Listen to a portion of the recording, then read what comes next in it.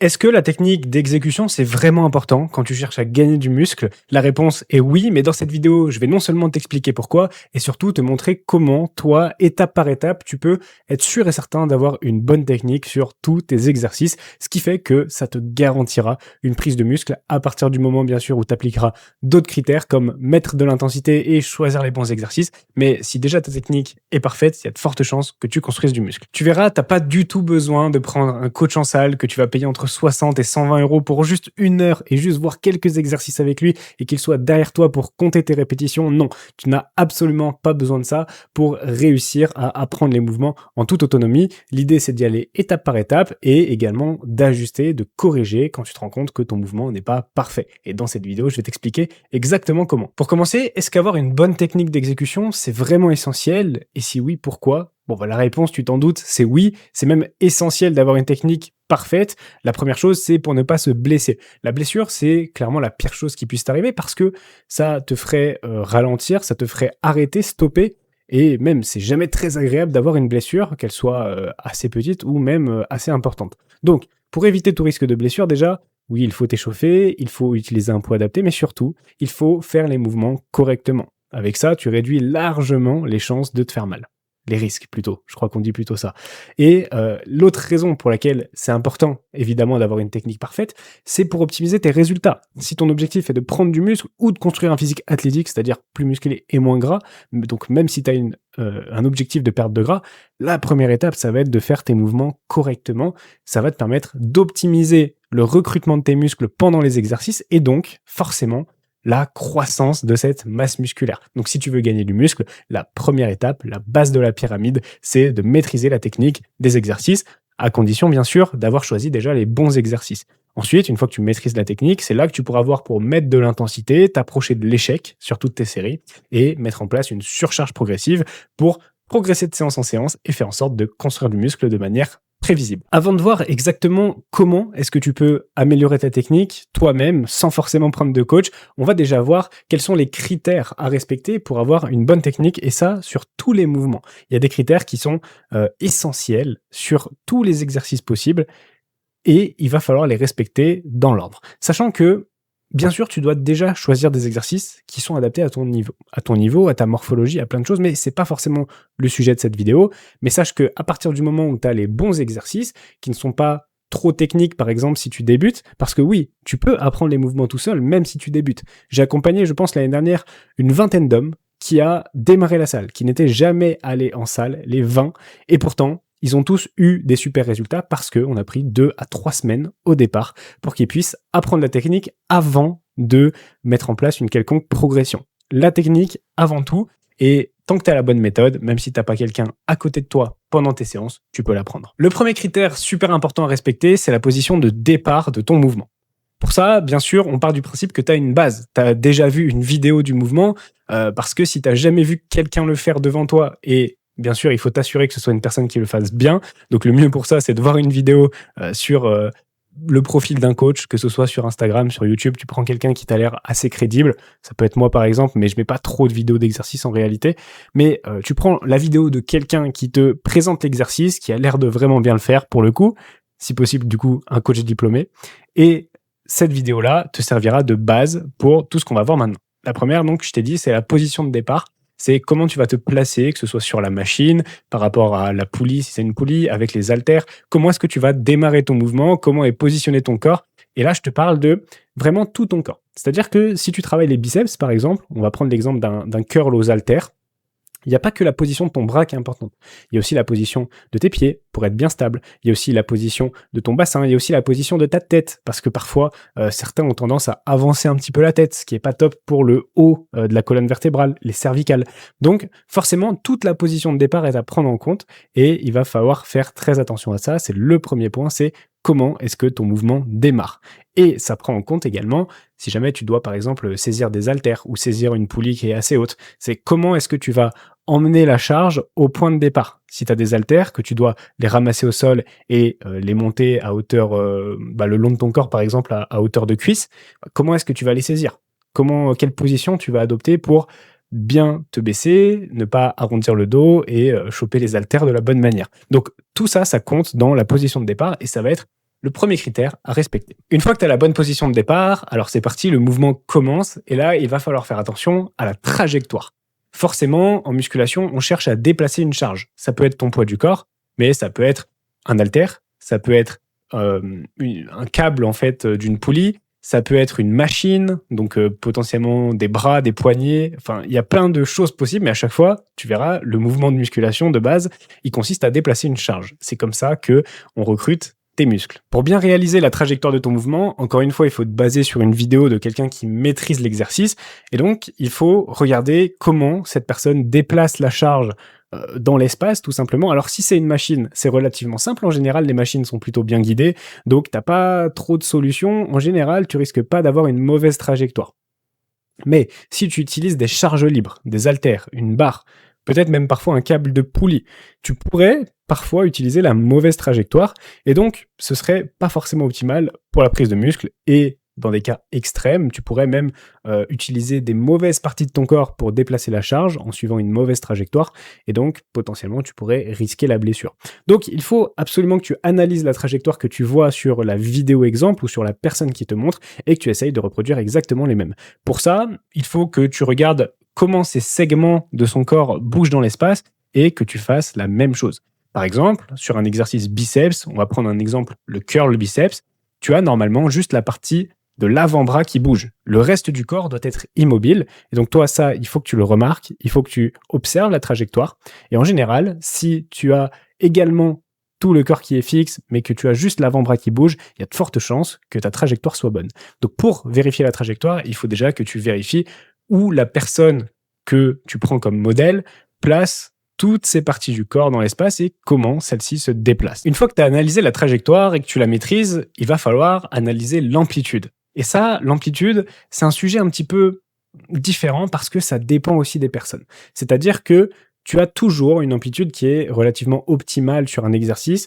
Tu sais qu'il y a forcément, en général, une amplitude à ne pas dépasser, donc une amplitude d'étirement et une amplitude de contraction. Mais comment savoir exactement quand est-ce qu'il faut, à quel endroit, on va dire, il faut démarrer le mouvement et à quel endroit il faut le terminer, quand est-ce qu'on ne peut pas aller plus loin?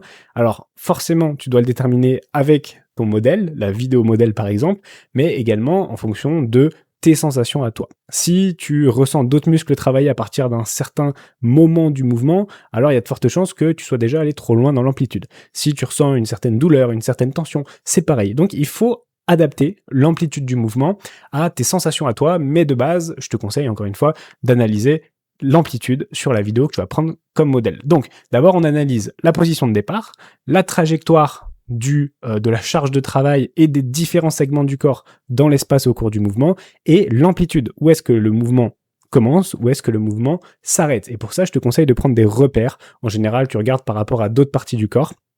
Par exemple, sur une traction, on dit souvent qu'il faut passer le menton au-dessus de la barre. Ça peut être un indicateur pour savoir qu'on a terminer notre traction. Une fois que l'amplitude est maîtrisée, tu as un autre paramètre à prendre en compte qu'on appelle le tempo d'exécution. Le tempo, c'est tout simplement la vitesse avec laquelle tu vas faire ta répétition, ton mouvement, et c'est très très important de le faire dans le bon tempo pour maximiser ce qu'on appelle l'hypertrophie musculaire, donc la prise de masse musculaire. Alors le bon tempo, qu'est-ce que c'est? Souvent, c'est le fait de faire une répétition le plus rapidement possible, en tout cas la phase de contraction, la phase difficile où on va déplacer la charge, par exemple la montée sur un mouvement de curl pour les biceps, on va essayer de le faire relativement rapidement. Ensuite, moi je te conseille toujours de rester un petit peu en haut du mouvement, à l'endroit difficile on pourrait dire, à l'endroit où ton muscle est contracté. Tu restes entre une demi-seconde et une seconde, ça te permet de bien ressentir la contraction et à ce moment-là, tu amorces la descente, ce qu'on appelle la phase excentrique, c'est la phase où la charge va revenir au point de départ du mouvement. Et là, attention, c'est la phase la plus importante. Il ne faut pas le faire trop rapidement, sinon tu vas construire beaucoup moins de muscles. Donc là, il faut que tu retiennes la charge sur au moins une seconde. Je te conseille pas forcément d'abuser, de le faire sur 4-5 secondes. Ça peut être une technique d'entraînement dans certains cas, mais pour la plupart des gens, moi ce que je conseille, c'est de faire la descente sur 1 à 2 secondes. C'est largement suffisant pour revenir et retenir la charge de travail tout en sollicitant son muscle. Ce qu'il faut que tu retiennes, c'est qu'il ne faut jamais lâcher la charge de travail pour revenir au point de départ. Il faut vraiment que tu maîtrises cette charge et que tu sois capable de la contrôler. C'est ça qui montre que tu as assez de force, c'est ça qui te fait gagner de la force et gagner de la masse musculaire. Et ensuite, quand tu arrives en bas du mouvement, que tu reviens à la position de départ, Alors pareil, tu peux t'arrêter entre une demi-seconde et une seconde et repartir sur le mouvement. Je te conseille de pas repartir tout de suite un peu à la manière d'un rebond, tu vois, je te conseille pas de rebondir parce que ça souvent tu pourrais tricher, utiliser certains mécanismes du corps ou d'autres muscles pour repartir plus facilement et donc ça enlève le travail de ton muscle. Il faut bien que tu gardes en tête, quand tu exécutes un mouvement, que toi, ton but, c'est pas de faire le plus de répétitions possible, c'est pas de soulever le plus lourd possible, c'est pas de déplacer la charge d'un point A pardon, à un point B, mais c'est de faire tout ça avec le bon muscle. Ça, c'est le plus important. Parce que si tu fais une traction en sautant, par exemple, avec tes pieds sur le sol, ça s'appelle une traction aussi, et tu auras fait une traction, bravo. Mais est-ce que ton dos, il aura vraiment travaillé? Est-ce que tu vas construire du muscle avec ça? Probablement pas. Donc, le plus important, c'est oui, de bien faire le mouvement, mais surtout de le faire avec le bon muscle. Et justement, ça nous amène au 5e et dernier point pour bien vérifier la technique du mouvement, c'est le muscle sollicité. Bien sûr, tu as plein de possibilités pour faire un mouvement, pour déplacer une charge d'un point A à un point B.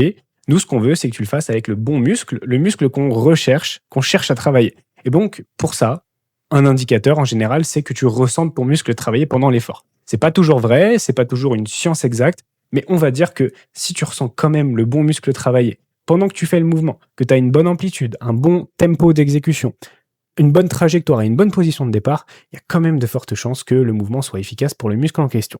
Donc c'est quand même important de confirmer ton bon mouvement et le bon muscle sollicité avec des sensations, même si encore une fois, c'est pas toujours une science exacte. Je te donne un exemple, le fameux exercice du développé couché, ça peut être à la barre, aux haltères, peu importe. C'est un mouvement qui engage plein de muscles différents. Et en général, on l'utilise pour faire grossir les pectoraux, mais en fonction de comment on va se placer, comment on va soulever la barre, comment on va faire plein de choses finalement, on pourrait plus utiliser les triceps ou on pourrait plus utiliser les épaules. Et nous, ce qu'on veut, c'est vraiment maximiser le travail des pectoraux. Donc, il faut trouver la bonne position de départ, la bonne trajectoire et de façon à recruter le mieux possible les pectoraux. Ce qu'on veut dans un monde idéal, c'est recruter à 100% les pectoraux et à 0% les triceps et les épaules. C'est pas vraiment possible, mais il faut en tout cas maximiser le travail des pectoraux sur cet exercice. Et c'est ce que tu dois faire sur tous tes exercices de musculation, c'est définir quels muscles ils servent à travailler et en fonction, adapter un petit peu ta trajectoire, ton mouvement pour que ça te procure les sensations sur le bon muscle. Et en général, ce sera signe d'un travail de qualité. Maintenant, comment vérifier que tu fasses bien le mouvement? Parce que c'est bien beau, tu as regardé la vidéo, tu as regardé la position de départ, la trajectoire, l'amplitude, le tempo d'exécution et tu sais quel muscle tu veux travailler, mais comment être sûr que toi, tu le fasses bien? Donc, comme je t'ai dit, les sensations, ça compte, mais c'est pas une science exacte. Parce que tu peux avoir des bonnes sensations sur un muscle en faisant totalement n'importe quoi. Alors, pour ça, la solution la plus simple, on va dire, la moins efficace, mais qui reste quand même beaucoup mieux que rien, c'est de se voir faire l'exercice, en direct. Pour ça, t'entraîner devant un miroir. En général, il y a beaucoup de miroirs en salle de sport. Et non, c'est pas que pour te regarder et faire des poses double biceps devant le miroir et te dire waouh, stylé. Non, c'est pas que pour ça les miroirs. C'est de base surtout pour te voir en train de faire les mouvements. C'est super important. Donc pour les mouvements en général au poids libre, tu as toujours des miroirs parce que c'est essentiel. En général, autour des machines, tu n'as pas toujours des miroirs, mais c'est pas non plus essentiel dans le sens où les machines sont guidées. Donc normalement, tu feras pas totalement n'importe quoi. Mais voilà, pour tous les mouvements où tu as un doute et où tu peux t'entraîner devant un miroir, bah c'est cool parce que tu te vois faire en même temps. Et comme tu as la vidéo que tu as vue en tête, la vidéo qui te sert d'exemple, et ben forcément, tu peux indirectement comparer avec ce que toi, tu es en train de faire et que tu es en train de voir du coup en direct. La deuxième solution, encore mieux que le miroir, c'est de te filmer. Te filmer, alors pour ça, t'as pas besoin d'emmener ton trépied à la salle parce que ça peut être peut-être un peu gênant pour toi. T'as pas besoin non plus forcément de demander à quelqu'un de te filmer. T'as pas besoin d'avoir un super setup, un super angle. On va pas en faire un documentaire sur Netflix.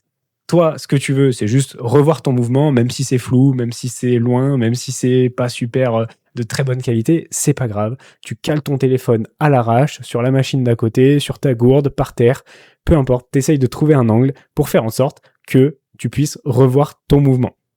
Si jamais l'angle ne te satisfait pas, que tu vois pas vraiment bien, tu changes d'angle pour ta série d'après. Mais le fait de te filmer et de te revoir, c'est super important. Ça te permet du coup de comparer directement ce que tu as fait toi sur ta vidéo avec la vidéo qui te servait d'exemple, de modèle. Et forcément, tu vas remarquer peut-être les différences, tu vas faire en sorte d'ajuster. Et moi, je te conseille de continuer à te filmer jusqu'à ce que l'exercice soit parfait et que ta vidéo soit vraiment une copie de la vidéo de base qui te servait de modèle. Ça, c'est super important. Bien sûr, tu peux aussi envoyer cette vidéo si tu as par exemple des personnes dans ton entourage qui s'y connaissent vraiment pour le coup, ou que tu es accompagné, encore mieux, par un coach. Ben dans ce cas-là, tu lui envoies la vidéo et lui va pouvoir te faire une analyse directement. L'autre solution, potentiellement, c'est de demander à quelqu'un dans ta salle. Alors, il peut y avoir des coachs à la salle. En général, c'est plus des personnes qui gèrent l'accueil, en vrai. Mais ces personnes-là, je pense que si tu leur demandes « Ah, est-ce que tu peux juste me checker vite fait si mon mouvement il est bon ?» Je pense pas que ces personnes vont te refuser. Ou à l'inverse, tu peux demander aussi à des adhérents de ta salle. En général, c'est très bonne ambiance à la salle de sport. Ça dépend un peu où tu es, aux heures où tu y vas, etc. Parfois, il y a un petit peu beaucoup de monde. Mais si tu arrives à faire des liens, on va dire, avec quelques personnes et qui ont potentiellement un peu d'expérience, n'hésite pas à leur demander, tiens, qu'est-ce que tu penses de mon mouvement? Ces personnes-là vont pouvoir aussi te donner un feedback. Et même si c'est pas le feedback parfait parce que ces personnes ne sont pas coachs, c'est toujours un retour qui est bienveillant et qui te servira à t'améliorer dans tous les cas. Donc ça, c'est aussi une autre solution. Et puis, si tu es accompagné, encore mieux, forcément, t'envoies ta vidéo à ton coach, il te fait un retour. Moi, en tout cas, c'est ce que je fais. D'ailleurs, si jamais toi, tu souhaites te faire accompagner, tu as un objectif de prise de muscle ou de perte de gras, ou encore mieux, les deux en même temps, que tu veux un physique athlétique, musclé, sec, tout simplement dans lequel tu te sens bien, mais que pour ça, tu as envie de reprendre la salle de sport, mais que tu as envie d'avoir un vrai accompagnement pour avoir des résultats garantis, optimiser, on va dire, tes résultats sur une période de 3 à 6 mois, alors potentiellement, tu pourrais avoir le bon profil pour rejoindre mon accompagnement. Les infos sont en description, tu cliques sur le premier lien et il y a une vidéo qui t'explique tout, comment je fonctionne, quels résultats tu peux atteindre et quels sont les prérequis. Par exemple, aller 3 fois par semaine en salle de sport. C'est pour ça aussi que je te fais cette vidéo. Si toi, tu vas en salle de sport, la première chose à faire, c'est améliorer ta technique.